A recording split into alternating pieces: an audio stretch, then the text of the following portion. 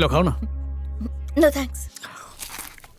किसी का इंतजार कर रही हो? नहीं तो। ओह अच्छा।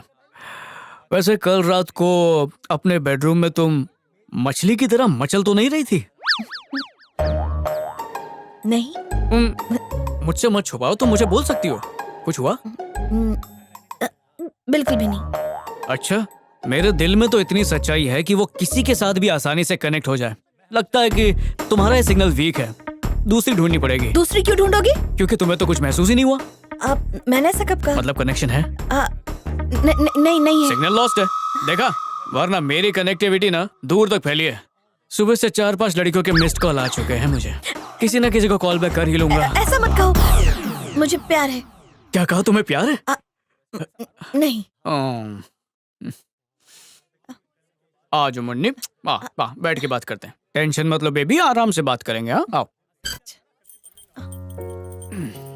2 ठंडा 1 गरम लाना। मुझे नहीं चाहिए। ठीक है ठीक है, मतलब भाई अब बोलो, प्यार है या नहीं है? नहीं। देखो, मैं ना को भी हाँ समझ सकता हूँ, लेकिन फिर भी तुम्हारे मुंह से सुनना चाहता हूँ।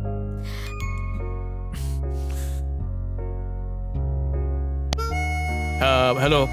अच्छा, परी बोल रही हो? हाँ मैं सूर्या बोल रहा हूँ। यहाँ पर कोई मेरा टाइम वेस्ट कर रहा है, पर तुम पे टाइम इन्वेस्ट करूंगा तो बहुत फायदा होगा मेरा। हाँ हाँ मैं पहुंच जाऊंगा, पलक झपकते ही वहाँ पर आ जाऊंगा। मुझे तुमसे प्यार है। हाँ?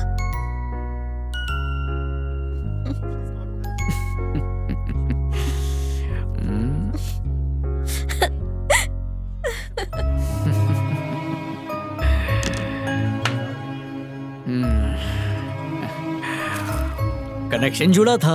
अरे रुको बस रुको। हाँ टिकट दिखाइए।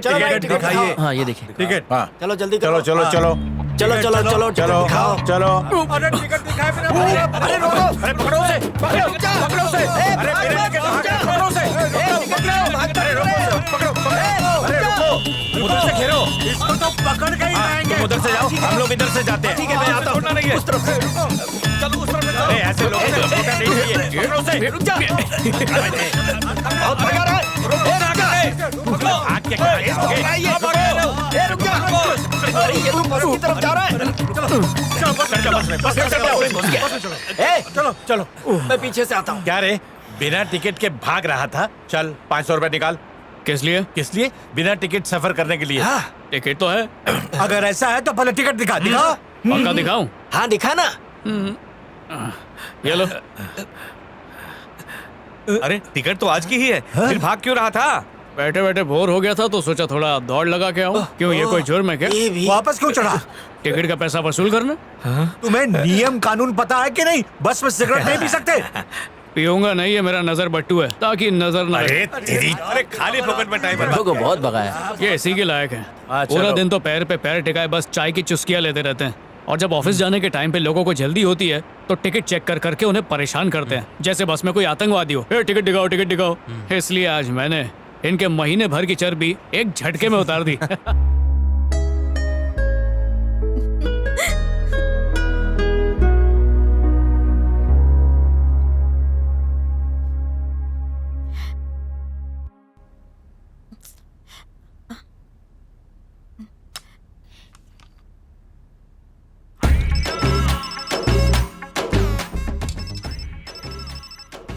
सूर्या, मैं प्रिया बोल रही हूँ। कल तुम मुझसे मिलने आओगे ना? मैं इंतजार करूंगी। हे सूर्या, ये प्रिया कौन है? हाँ? और तुम मुझसे मिलने जाने वाले मेरा हो? दोस्त है ना, उसकी नानी है, बेचारी बहुत बीमार है। लाओ ना फोन दो। पहले ये बता, ये क्या चल रहा है? हाँ? गुंडागर्दी के साथ साथ लड़कियां भी घुमाने लगा। सुनती है तो सुनने दे, तेरी सच्चाई तो पता चलेगी। दूर हट। अब तक तूने कोई भी अच्छा काम किया है? हाँ? पहले कुछ बन के दिखा, उसके बाद जो करना है तू कर, तुझे कोई नहीं रोकेगा। माँ बाप के बाद मैंने ही तुझे बड़ा किया है, पर मेरे लाड़ प्यार से तू बिगड़ गया है। पर अब तो तू बड़ा हो गया है, सुधर जा सूर्या। मैंने तुझे इतना पढ़ाया लिखाया ताकि तू बड़ा आदमी बन सके। मेरी हमेशा से इच्छा थी कि मेरा भाई वकील बने, जो लोगों की मदद करे, उनकी तकलीफ में उनका साथ दे और हर किसी की जुबान पर तेरा ही नाम हो सूर्या, और तू मेरा नाम रोशन करेगा, मुझे यकीन है। चल अब उससे बात कर ले। अब तो उससे तभी बात करूंगा जब दीदी की नजरों में कुछ बन जाऊंगा।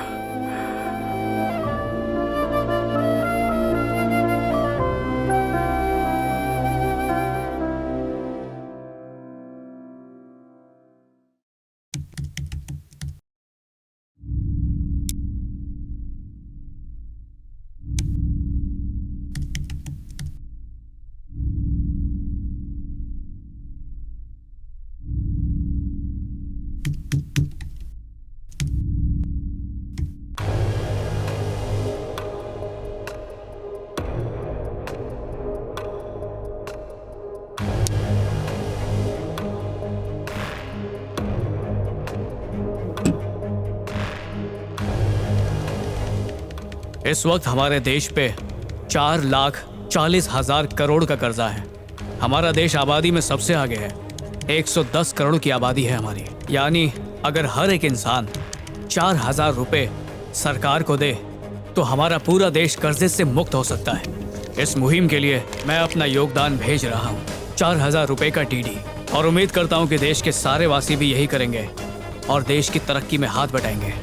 जय हिंद। सूर्या। और इस तरह सूर्या रातों रात पूरे देश में लोकप्रिय हो गया। मिस्टर सूर्या, आपके मन में ये देश का कर्ज चुकाने का ख्याल कैसे आया? अफसोस की बात है कि ये ख्याल सिर्फ मुझे आया, बल्कि ये ख्याल तो हर एक भारतवासी के मन में आना ही चाहिए। हम भारत माता को अपनी माँ कहते हैं और उसी का कर्ज चुकाने से पीछे हटते जाते हैं। माँ का कर्ज चुकाना तो हर बेटे का फर्ज है। देश का तभी कुछ होगा जब हम सब मिलकर कुछ करेंगे। करप्शन का बहाना बना के हम आंखें मूंद के इस तरह बैठ नहीं सकते। जब ऑनलाइन खाना मंगाने पे 3-4 हजार रुपए खर्च कर सकते हैं तो देश के लिए भी करना चाहिए। रानी, वो नौजवान कितनी सही बात बोल गया। भले ही उधार लेके शराब पीऊं, लेकिन देश को कर्जे में नहीं डूबने दूंगा। चल निकाल 2,000 रुपए। ए बेवड़े, ये 2,000 तेरे मायके से लेकर आऊं क्या? मेरी मेहनत की कमाई तेरी दारू पे उड़ा दूं क्या? नेताओं की सिक्योरिटी के लिए पैसा चाहिए और तू पैसा बचाने की बात कर रही। चल निकाल 2,000 रुपए। मैं खुद बर्बाद हो जाऊंगा पर देश का खजाना भर दूंगा। हम लोगों को सामान उधारी पे देते हैं, ये जानते हुए भी कि पैसा नहीं आएगा। हमें ये उधारी देना बंद करना पड़ेगा, तभी जाके देश का कर्जा उतरेगा। चल जा, अपने तीनों का जो टैक्स बनता है ना, उसे जाके भर के आ।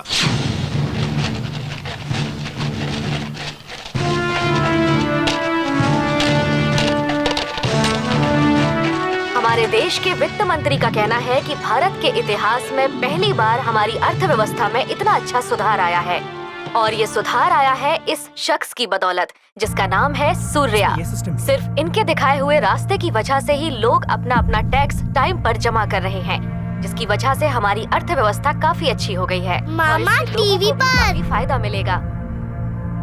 देश के राष्ट्रपति और प्रधानमंत्री ने भी सूर्या के इस काम की काफी सराहना की है। देश के सभी लोगों से यही उम्मीद है कि वो अपना टैक्स टाइम पर भरें। और अब वक्त हो गया है खेल समाचार का।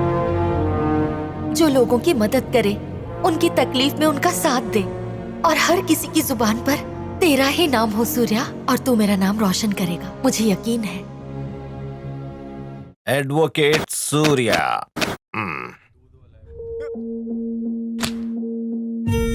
सॉरी सर, खून ज्यादा बह जाने की वजह से उसकी मौत हो गई।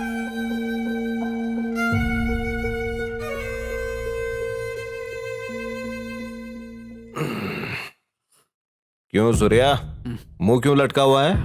दीदी ने फिर से डांट दिया क्या? अरे ऐसी कोई बात नहीं है। तो फिर क्या बात हो गई? आज सुबह एक अजीब चीज हुई, किसी का एक्सीडेंट। वो बेचारा सड़क पर लहूलुहान तड़प रहा था।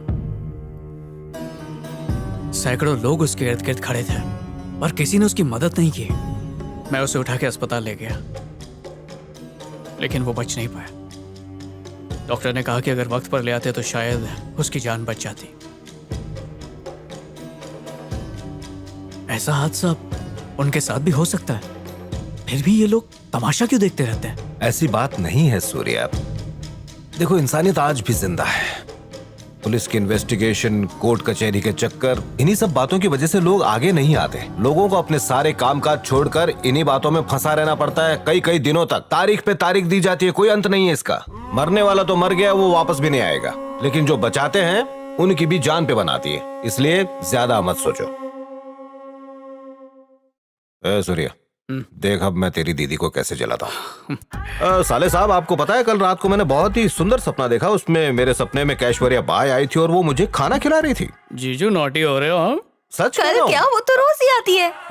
अरे अरे जीजू के सपने में पराई औरत आती है, ये आपको कैसे पता? क्योंकि कभी शेख मच्चन मेरे सपनों में आता है। ठीक है मिलॉर्ड, मैं अपना केस वापस लेता हूँ। ये सही है, जीजा जी शेर तो दीदी सवा शेर। मामा आपके सपनों में कौन आता है?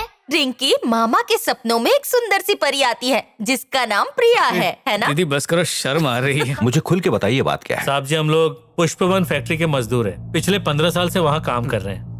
लगातार 3 महीने तक काम करने पर हमें 3 दिन की छुट्टी मिलती थी, लेकिन इस बार मालिक ने हम सबको काम से निकालने का फैसला ले लिया है। और जब वजह पूछी तो हमें बेइज्जत करके भगा दिया। आप ही बताइए हम क्या करें? हमारे पास एक पैसा नहीं है, बच्चों की परवरिश, घर का खर्चा कैसे चलाएं? असल में मामला है क्या?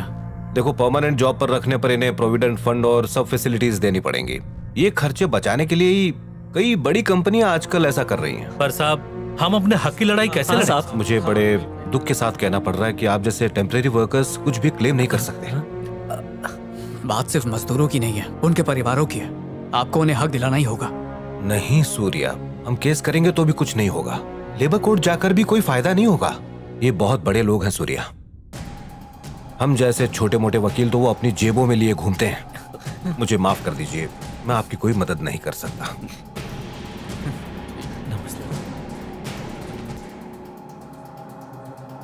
एक सेकंड सुना, तुम लोग इतने सालों से वहाँ काम कर रहे हो, कभी किसी पेपर पे साइन तो किया होगा या किसी किताब में? हाँ साहब, किया है। अंगूठा लगाकर रोज अपनी हाजिरी गेट पर देते थे। फिर तो वो पगार देने पर भी कहीं ना कहीं साइन करवाते ही होंगे। हाँ साहब, किया था। अगर किसी तरह तुम लोग वो सारे रजिस्टर्स मेरे पास ले आओ तो सिर्फ तुम्हारी नौकरी नहीं, तुम्हारा प्रोविडेंट फंड, ESI, सब कुछ मैं तुम्हें वापस दिला सकता हूँ। ला पाओगे? साहब, हम वो रजिस्टर लेकर आएंगे। अगर वो हमारे हाथ आ जाए तो केस हम ही जीतेंगे। तुम सबकी मेहनत की कमाई कहीं नहीं जाएगी। ठीक है, बहुत बहुत चलते।